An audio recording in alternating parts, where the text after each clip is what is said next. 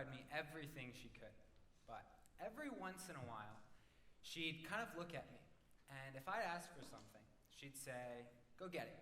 So I'd get it and I'd bring it to her. And then she'd say, go buy it. What are you looking at me for? I said, Mom, I'm just a kid. I don't have any money. What do you want me to do? And then she'd say, go get a job. And she was joking at the time, of course. But it kind of really stuck with me. And I was 10 or 11 at the time. And by the time I was 12 years old, I found myself on the job hunt. Okay? And I didn't send an email to every single person. I didn't knock on everyone's door. I sent one email. And I still have that email. And I sent it to my elementary school gym teacher. And he had just started a sports camp. And I had gone to it for the last few years. And I asked him if he'd hire me. And he did. He hired me as an unpaid volunteer. But that was my start. I started there, and from elementary school to middle school to high school, I encountered so many generous people that when I asked them for very specific things that were within their means to provide, they'd give them to me. And it was awesome. In high school, I had a chance to take a speech and debate class taught by a man that, perhaps fittingly, has his 25-year teaching anniversary this year. And I learned the art of communication. And it was my sophomore or junior year of high school when I felt like I could sit back. Things were going well, I could take it easy. But it was around that time where I heard that students in California were taking 5 or 6 years to graduate from university.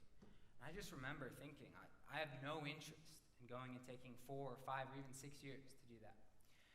So, my freshman year, I figured out a way to take 2 math classes at the same time.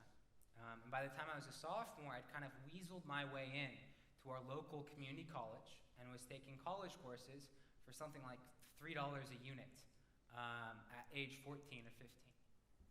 And I started there, and I grew out. Right? So by the time I was 17 years old, I was finishing high school, and I chose to attend the University of California at Davis.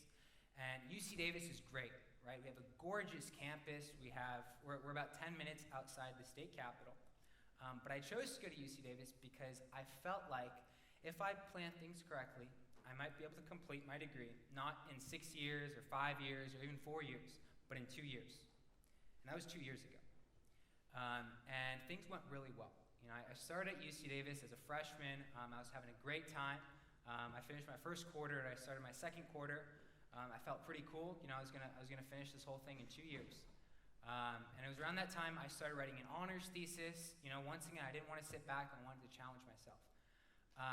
But I still felt like I wanted to do more. And things weren't going perfectly. It was about that time where I shattered a full inch of my collarbone. I missed school for about 2 weeks, was at home, stuck in the bed, not having too much fun. But I still felt like I wanted to do more. So at UC Davis, unlike here at Oxford, there are no hardship funds. So if a student were to get into an unexpected emergency, like I did, and they'd maxed out all their loans and they had no other sources of financial aid, their parents couldn't help them out, maybe they didn't have insurance, they were already working 30, 40 hours a week, which they're not allowed to do. They had nowhere else to go. All right, so students would leave school and then take the money they would have paid for tuition and use that to help address their emergency. And it was amazing, right? These students that had dotted all the I's and crossed all the T's had nowhere else to turn and kind of were left out in the cold. So today, I'm proud to say that this is no longer the case. And thanks to my work, along with the work of an amazing group of individuals, we've helped address the problem. So this is one of those things where money talks, right? It's a problem where you need finances to come up with a solution. And we thought about going to alumni or staff or faculty, and we went to them. We went to them and we tried that. But they'd already been tapped many, many times over for donations.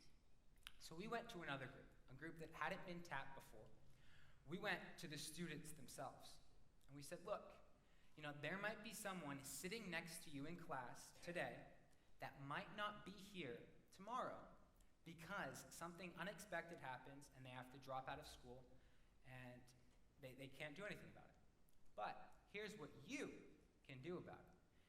Maybe you bring lunch from home. Maybe you skip a cup of coffee. You give $5, $10, $20. And if we have a lot of students doing that, maybe, just maybe, can we address the problem? So this was about 2 years ago, or it will be 2 years ago in a few months. And I'm proud to say that we've raised upwards of $70,000 to help students in need. And I'm just one part of the story, right? And this is definitely not a silver bullet to address the problem. But it is a testament to what can be achieved with hard work and what students can do to address different problems. It was last spring, last March, where we just finished our first year. Things were going great. I'd finished my first honors thesis, and I was ready to kind of take a step back. But what I wanted to do is really look at what made We Are Aggie Pride successful. Okay, we call the organization We Are Aggie Pride because UC Davis's mascot is the Aggie, right? Our motto was students helping students, and we kind of created a sense of community. But I wanted to know what made it successful. So I teamed up with a professor, and we did an online study, and we sent all different kinds of appeals to students. So we did an altruistic appeal, a pragmatic appeal, a dual appeal, and we had a control group. And our results were terrible. Our study told us that students didn't want to donate, but I had evidence pointing otherwise. If we'd done that study beforehand, maybe, just maybe, we wouldn't have jumped in. This was one of those circumstances where we just had to act. We just saw a problem and we had to address it. We've had about a dozen people that over the last 2 years have helped lead our program. And if you ask each one of them, I'm sure they'll all have a different reason as to why we've been successful. So for me, a few things stand out. So the biggest thing for me is this sticker right here. So one of the ways that we would ask for donations is by giving the sticker to students. So rather than kind of approaching students randomly, we'd say, hey, do you want a sticker? And usually I'd have it pre-peeled, right? So it's even that much harder to refuse. And we just kind of give it to you. And so we tack it on there, and as we give it to you, say, have you heard about our program? And that's where we'd start. So we'd start talking to them, and that was one of our pitches. Another thing we did, so we took this logo and we stuck it on a t-shirt. Pretty standard, right? We said if you donate a minimum of $10, we'll give you a free t-shirt. And the t-shirt stood for our program, it stood for students helping students, it was great. But the t-shirt stood for more than that, right? So not only were students willing to donate to our program, but community members were also willing to help. So we had local businesses giving students that wore our t-shirts discounts just for supporting our program, and it was amazing.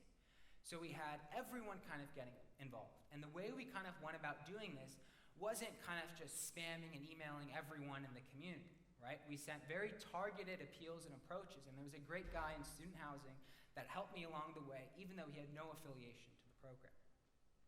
So when I look back, when I asked what made us successful, I really think it was a lot of hard work. There were some tricks, of course, but it came down to us seeing a problem and wanting to come up with a solution. For us at the time, things weren't going perfectly, right?